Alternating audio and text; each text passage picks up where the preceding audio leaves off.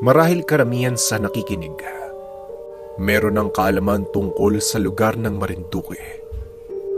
Nababalot ito ng kababalaghan at maging hanggang ngayon sa kasalukuyan. Lumabas pa ito sa telebisyon ng isang kilalang programa. Ito ay patungkol sa tiyanak. Marami sa mga residente sa lugar ang nakakaranas at nagkikwento sa mga impaktong ito. Pinaniniwalaan ng marami na ang nilalang ay galing sa isang kaluluwa mula sa mga batang pinaslang sa sinapupunan. Ito lang kasi ang pinakamalapit na rason kung bakit lumitaw ang mga tiyanak.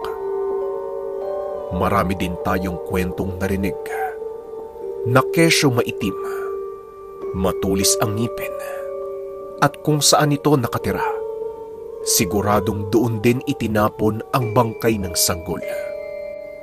Ang tatay na nagbahagi ng kwento ay itago na lang natin sa pangalang Astong. 15 pa lamang si Astong ng mga panahong ito. Ang bahay nila ay bukid, ngunit may malaking kapatagan at napapalibutan ng mga puno ng niyog at saging. Isang payak na tahanan o bahay probinsya. Wala na ang tatay ni Astong. Ang kasama na lang niya sa bahay ay ang nanay na si Iska at minsan ang dalawang kapatid. Madalang na lang kung bumisita ang mga ito dahil nakapag-asawa na. Tahimik na binata si Astong. Mabait at madalas na makikita sa nyogan kung saan namumulot ng mga tagak ng nyog upang ibenta. Didiretsuhin ko na kayo. Si Astong ay bukas ang ikatlong mata, kaya kadalasan nilalayuan siya ng mga tao. Marahil alam nyo na kung gaano ka-weirdo ang taong bukas ang third eye. Bigla na lang kasing tumatakbo si Astong at sasabihin nitong may halimaw. Napatunayan naman ito dahil minsang noong nakasama niya ang kaibigan, bigla itong nagkasakit. Ang sabi ni Astong ay tinapik ng isang malaking itim na nilalang at nang ipagamot ang kaibigan. Ayon sa manggagamot ay totoo ang sinabi ni Astong. Nakasagi ng isang kapre ang pasyente at binigyan nito ng sakit. Mula noon, iniwasan na si Astong ng mga kaibigan. Nakakatakot kasi. Seryoso lang palagi ang mukha ni Astong at panay abiso habang nakakunot ang mukha. Maging ang nanay ni Astong, naiilang din sa kanyang kakayahan. Oy Astong, bakit nakatulala ka na naman dyan sa dingding? Huwag mo sabihing may nakikita ka. Huwag mo kong takutin ha. Mamaya mamatay pa ako sa nervyos. Wika ng nanay ni Astong. Umaga ng sandaling ito. Habang kumakain ng binata, may napansin siyang dalawang bata na sumilip sa bintana. Maitim at napakapula ng labi. Bigla siyang nagtago sa dingding dahil napakasama ng titig nito sa kanya. Ayon kay Astong, karaniwan na sa kanya ang mga nilalang. At sa katunayan, ang nakitang dalawang bata ay madalas niyang nakikita doon sa babaan ng lugar. Tuwing takip silim lumalabas, lalong-lalo na kapag umaambon. Ngunit ang ipinagtataka niya kung bakit hanggang tahanan niya ito nakikita. Nung una ay baliwala lang kay Astong, ngunit napapadalas na ang pagpapakita ng mga ito. Hanggang sa pagtulog ay tumatabi pa ang dalawang bata. Nakabuka ang mga mata at nakatitig sa kanyang muka. Abot langit naman ang takot ng binata. Maliit lang ito at 3 dangkal lang ang taas. Pero yung itsura ay napakapangit. Ang lalaki ng mga mata at maugat. May ngipin pang pantay-pantay tapos lahat matutulis. Kinimkim ni Astong ang lahat ng nangyari. Ayaw niyang ipagsabi sa kanyang nanay o kahit sa mga kakilala. Hanggang sa hindi na nakatiis ang binata, pumunta siya sa isang manggagamot. Ito ang gumamot sa kanyang kaibigang nabati ng kapre. itago na lang natin sa pangalang Amersyo. O ganun ba? Mabuti naman hindi ka sinasaktan. Wika ni Tandang Amersyo. Hindi nga po ako sinasaktan pero hindi din ako tinatantanan. Palagi na lang akong ginugulat. Isang lingon ko lang, nakadungaw na kaagad sa mukha ko eh. Sino naman pong hindi matatakot sa ganun? Nga po pala, bakit po ba ako ganito? Bakit ko po ba sila nakikita? Wika ni Astong. Ay nako, hindi ba nabanggit ng nanay mo, iho? Paslit ka pa noon. Bukas na ang ikatlong mata mo. Ipinagamot ka sa akin ng tatay mo. Marahil pinagkaloob talaga sa iyo ang kakayahan na yan. Ang sabi kasi, patay ka na nung lumabas ka sa sinapupunan. Pero pagsapit ng 2 oras, bigla ka na lang huminga eh. Yun ang kadalasang nagkakaroon ng mga ikatlong mata. Yung dumaan sa kamatayan at muling nabuhay. Nga pala, yung mga nakikita mo literal na bahagi din ng mundo. Pero hindi nga lang sila nakikita ng ibang tao. At yung 2 bata, mga tiyanak yun. Alam mo bang, hindi lang sila ang tiyanak dito sa lugar. Marami sila, higit sa 10 ang kanilang bilang. Diyan lang sila sa malapit ng bahay nyo matatagpuan. Meron kasing lihim na krimen ang nangyari sa mismong lugar na yon. Ewan ko kung bakit ito ang nirarason ng iba.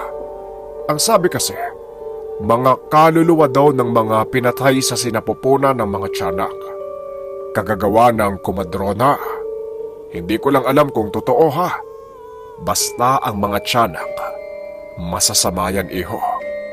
Sige na, balikan mo ko dito kapag hindi umubra yung mga binigay ko sa iyong pangotra. Ito, ipahid mo lang sa katawan mo. Binasbasang langis yan. Wika ni Tandang Amersyo. Hindi na kumibo pa si Astong. Tumango na lang ang binata at bumalik na ng tahanan. Nang mga sandaling ito ay hapon na. Kakarating lang ng kanyang nanay mula sa pagpupunla ng tanim. Maiging pinagmasdan ni Astong ang buong lugar. Nilibot niya ang kakahuyan hanggang sa makarating sa babaan ng lugar. Maraming puno. Meron ding saging na halos hindi na makita dahil sa kapal ng baging na bumabalot dito. Malikot ang mga mata ni Astong. May nagpapakita sa kanyang ibang elemento, ngunit hindi niya pa natatagpuan ng tiyanak. Hinanap niya ito. Naging malakas ang kuryosidad ng binata dahil sa mga katanungang pumasok sa kanyang isipan. Matapos marinig ang salaysay ni Tandang Amersyo patungkol sa mga nilalang, ninais niyang mag-imbestiga sa mga ito. Ilang sandali pa ay biglang may tumawag sa kanyang pangalan. Kapitbahay nila, kasing edad niyang lalaki, si Badul. Sinita niya si Astong at baka mabati ito ng mga lamang lupa. Naku ako sa'yo, huwag kang gumala sa ganitong oras. Baka iba pa yung sapitin mo. Umuwi ka na lang kaya? Wika ni Badul. Wala to. Hinahanap ko lang yung mga kambing namin. Tugon ni Astong. Huwag mo nga akong pinaglululoko. Alam kong nakikita mo sila. Nabalitaan ko yung tungkol sa iyo eh. Gusto mo bang maranasan ang naranasan ko? Baka mahihi ka lang sa takot. Sige na, umuwi ka na. Mungkahi ni Badul ngunit hindi nakinig si Astong. Salip ay lumapit siya dito at nakipag-usap. Nasa gilid lang sila ng tahanan nito. Tinanong ni Astong kung bakit at ano ang nangyari kay Badul. Nainis pa sa kanya ang lalaki dahil sa sobrang kakulitan. Maya-maya lang ay pinaliwanag nito ang naranasan. Ang sabi ni Badul, ganitong oras siya pumunta sa lugar. Nakainom at sumama ang kanyang tiyan. Bigla na lang may pumasan sa kanyang likuran at hindi niya makita kung ano. Nanghina ang kanyang katawan nang may lumitaw na napakaraming tiyanak sa harapan. Ipinakita pa ng lalaki ang bakas sa kanyang likuran na pilat. Ayon dito ay galing daw sa kagat ng tiyanak. Bakit ba kasi gusto mong malaman ang patungkol sa nilalang? Nababati ka rin oh. Wika ni Badul. Wala naman. Kailan lang po ba sila ng gambala? May alam po ba kayo? Tanong ni Astong. Kagaya mo, yan din ang naging katanungan ko noon. Pero dati pa sila nandyan eh. Ang sabi ng tatay ko, isang mangkukulam daw ang nakatira sa lugar. Ewan ko kung totoo. Basta may isinasagawa itong ritual. Maraming bata kasi yung tinapon dyan. Yung bang kinukuha sa sinapupunan. May mga pinatay pa nga dyan sa panahon ng digmaan eh.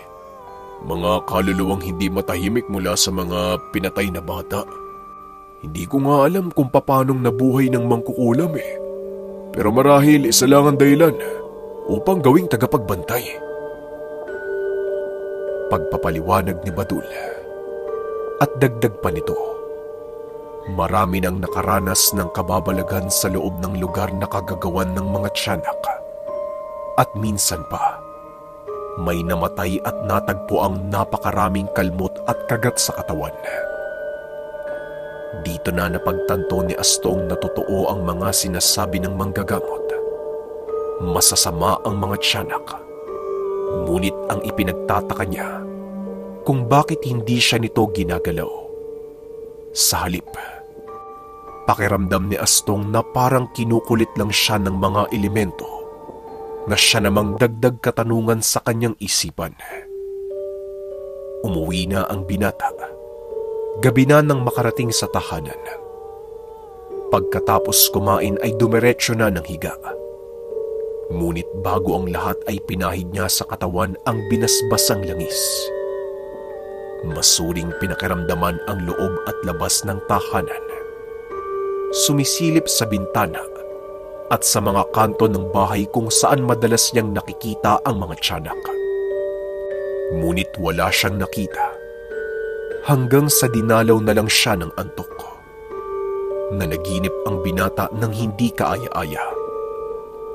Nagising siya ng madaling araw. Hingal na hingal at tila mauubusan na ng hininga. Napaginipan niya ang napakaraming maliliit na nilalang. Duguan. Ang sasama ng itsura. At lahat ng mga ito ay nakapatong sa katawan ni Astong. Kinakagat siya sa buong katawan. Hanggang sa bigla na lang siyang nagising. Bumaba siya patungong kusina. Kumuha siya ng baso at uminom. Kaso nga lang, kamuntikan pang mapatalon si Astong nang makakita ng imahe sa tubig ng banga. Mukha ng tiyanak. Kinabahan si Astong. Tatakbo na sana ang binata ngunit nakarinig siya ng iyak ng bata mula sa likod ng kanilang bahay. Pumatong siya sa banggera. Sumilip at nakita niya ang isang paslit. Anyong bata na nakahubot-hubad.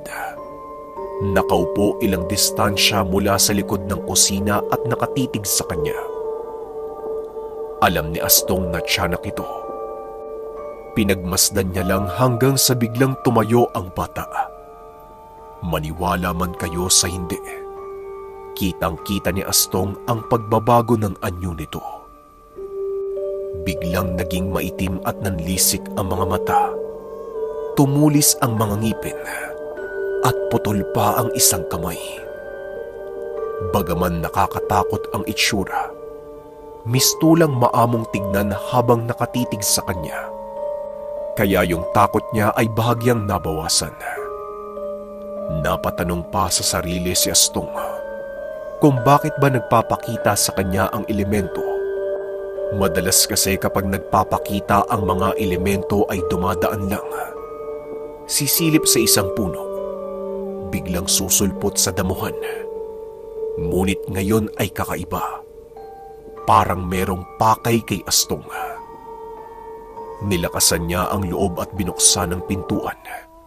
Lumabas at marahang lumapit sa elemento. Hindi niya inalis ang titig sa mukha nito. Nakahanda ang sarili sa pagtakbo kung sakaling may gawin itong masama.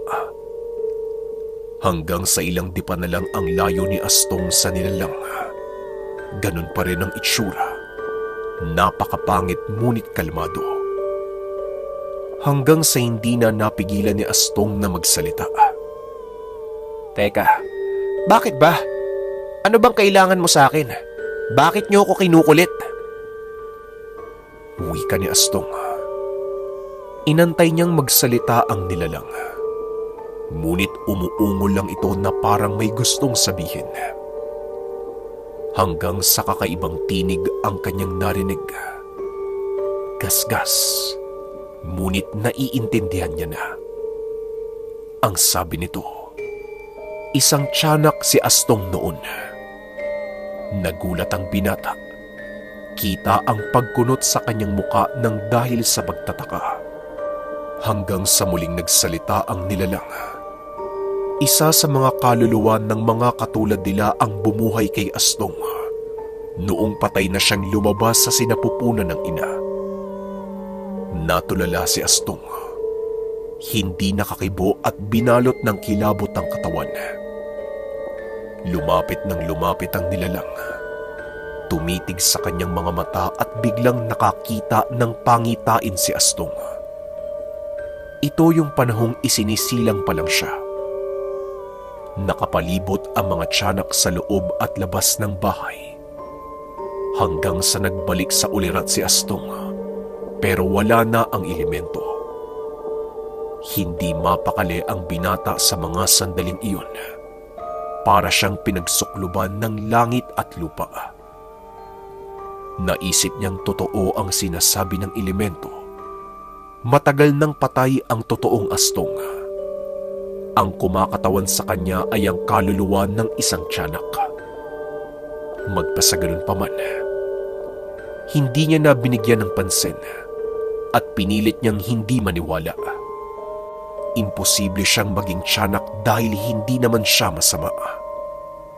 Ngunit binabagabag pa rin ang kanyang isipan kung bakit hindi siya sinasaktan ng mga nilalang.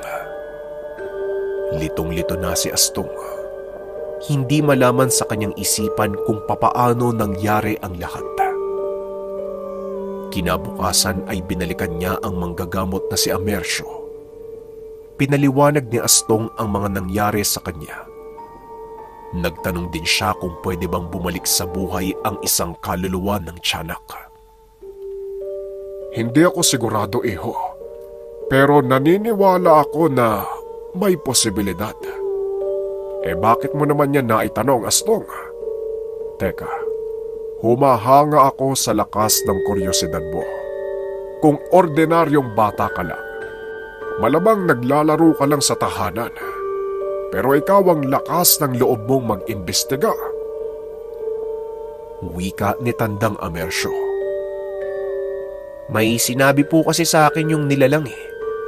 Bukod po sa pagpapakita niya, ang sabi po, patay na daw po ako nung lumabas sa sinapupunan ni nanay.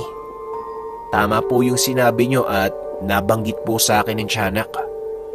Ang isa daw sa kalahi nila yung pumalit sa katawan ko, kaya buhay pa rin po ko hanggang ngayon.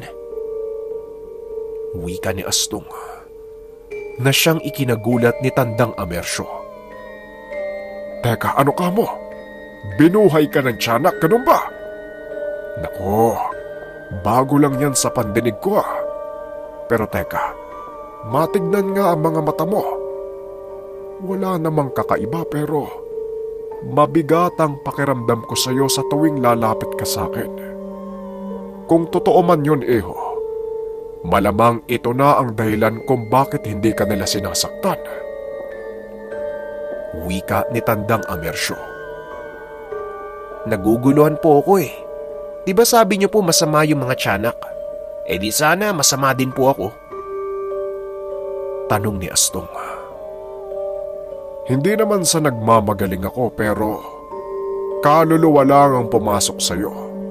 Ang sentro ng katawan at isipan mo, ito pa rin yung nagpapatakbo sa'yo, yung totoong ikaw.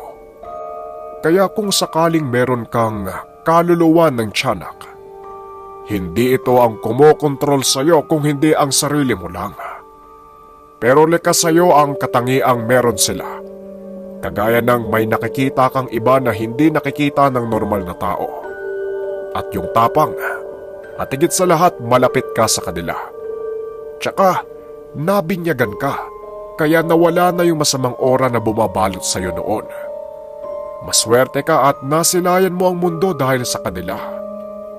Huwag ka nang malungkot. Kung totoo man ang lahat ay wala kang dapat ipag-alala. Ang isipin mo, normal ka at buhay, masaya. Kahit iba ka kumpara sa ibang tao, kung tutuusin masasabi kong gabay mo ang mga tiyanak. Sa oras na may mangyari sa'yo, o maski kapag meron kang gustong gawin, asahan mong tutulungan ka ng mga nilalang. Pero iho, binabalaan kita ha. Ngayon alam ko na ang lahat tungkol sa'yo. Markado ka na sa'kin. Pwede ka kasing maging masama eh. Lalo na ang nakapalibot sa'yo ay kampo ng kadiliman. Kaya panatiliin mo sa sarili mo ang pagiging mabuting tao. Dahil kung hindi, pasensyahan tayong dalawa. Wika ng manggagamot. Kita sa mukha ni Astong ang pagkadismaya. Umuwing malungkot ang binata at lahat ng mga nalaman ay hindi niya sinabi sa kanyang nanay. Malaki ang pinagbago ng kilos ni Astong. Hindi na lumalabas ng tahanan at palaging iniiwasan ang gawi kung saan nagpapakita ang mga nilalang. Naisipan pa ni Astong na patayin na ang kanyang sarili dahil para sa kanya, hindi niya pagmamay-ari ang katawan. Nararapat lang na mawala siya sa mundo. Ngunit pumasok din sa isip ni Astong ang sasapitin ng kanyang nanay sa oras na bawian siya ng buhay. Pinilit niyang maging normal. Lumaban sa pinagdadaanang matinding pagsubok. Inisip na lang na isang biyaya ang buhay niya. Hanggang dumating na ang araw na nagkaroon ng sakit ang kanyang ina.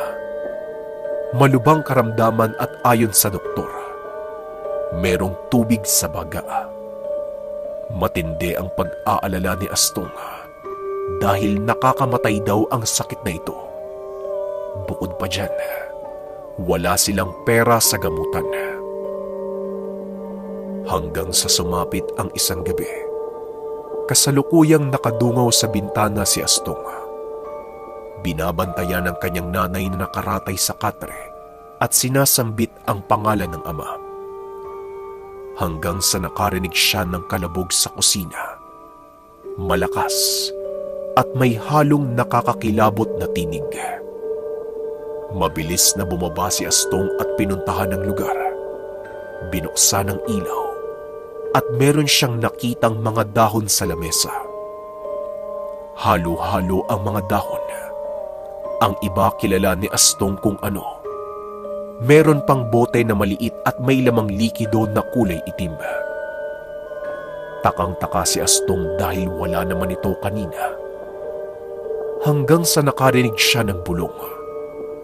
Bulong na kapareho ng tinig ng tiyanak.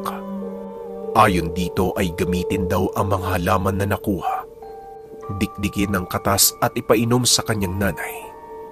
Ihalo daw ang laman ng bote. Kumunot ang mukha ni Astong. Nagpalinga-linga sa loob ng kusina. Sumilip sa bintana at hinanap ang tiyanak ngunit hindi niya ito makita. Magpasaganon pa man, dahil wala ng pag-asa ang binata, sinunod niya kung ano ang mga binulong nito. Dinikdik niya ang mga halaman. Hinaluan ng likidong nasa bote. Naaamoy niya pa ang kakaibang baho nito. Sobrang sangsang at ang sakit sa ilong. Matapos nun, Kaagad niyang inalalayan ang ina at pinainom ang katas. Sumama pa ang itsura nito dahil napakapangit daw ng lasa. Ilang sandali lang, pinahiga muli ni Astong ang kanyang nanay. Umungol ito ng napakalakas at umubo ng paulit-ulit. Humawak sa dibdib na parang mauubusan ng hininga. Walang paglagyan ang pagkataranta ni Astong. Sinisisi niya ang sarili kung bakit pa pinainom ang likido sa kanyang nanay. Hanggang ilang sandali lang, humilik na ang kanyang nanay at tuluyang nakatulog. Nakita ni Astong na naging maaliwalas ang mukha nito. Yung bang nakangiti pa ng bahagya habang natutulog. Binantayan niya ang nanay hanggang pagsapit ng umaga. Kaso nga lang, hindi nakayanan ni Astong ang antok. Nakaidlip ang binata. Nagising na lang siya sa tawag ng kapatid dahil kakain na ng agahan. Pagkatingin niya sa higaan, wala na doon ang kanyang nanay. Nasa baba na at nakaupo sa mahabang upuang kawayan na para bang walang nangyari sa kanya. Napabuntong hininga na lang si Astong. Batid niyang gumaling ang kanyang ina sa mga sandaling ito. Pinapakinggan niya lang ang pag-uusap ng kapatid at ina. Ang sabi, ipapatingin ito sa doktor at titignan kung anong pwedeng gawin. Nakautang kasi ng pera ang kanyang kapatid. Yun na nga ang nangyari. Pagdating ng kanyang nanay, bit-bit nito ang nakangiting muka. Kaagad niyang narinig na wala na ang tubig sa baga at hindi na malala ang karamdaman. Sobrang saya ni Astong ng mga sandaling ito. Malaki ang pasasalamat niya sa nagbigay ng gamot. Malaki ang pasasalamat niya sa tiyanak. At mula noon, hinayaan na lang ni Astong na magpakita sa kanya ang mga nilalang. Nakakausap at sinasabihang abisuhan ang mga tao kapag napapadaan dahil minsan ginagambala sila nito. Ayaw nilang maistorbo sa lugar. Sinubukan din ni Astong ang mundo ng panggagamot. Ngunit kalaunan ay tumigil siya dahil sa kagustuhang mamuhay ng normal. Gusto niyang kalimutan ang nakaraan at ilayo ang isip sa mga tiyanak. Nang magkaroon ng pamilya ay lumipat ng bahay si Astong. Bagaman nasa lugar lang, may kalayuan na sa teritoryo ng mga nilalang. Kahit pa man nasa malayo si Astong, paminsan nagpapakita sa kanya ang isa sa mga tiyanak. Nasa gilid lang ng bahay nakatayo habang nakatitig sa kanya. Ayon kay Astong, napakahirap paniwalaan ng nangyari sa kanya. Ang mga elemento ay totoo, pero yung kaluluwa ng tiyanak na nasa kanyang katawan ay sobrang hirap daw ipaliwanag. Maging ang kanyang asawa at mga anak ay hindi niya ito sinabi. Ngunit kalaunan, habang tumatanda, nais ni Astong na magkaroon ng buhay ang kanyang kwento. Kaya naman ibinahagi ito ng isa sa mga anak niya. Nung una ay ayaw pa siyang paniwalaan. Ngunit nang mapatunayan na may mga tiyanak nga sa lugar, namangha ang kanyang mga anak. Isa na dito si Cedric, ang nagbahagi ng kwento, ang patungkol sa kanyang tatay at mga tiyanak.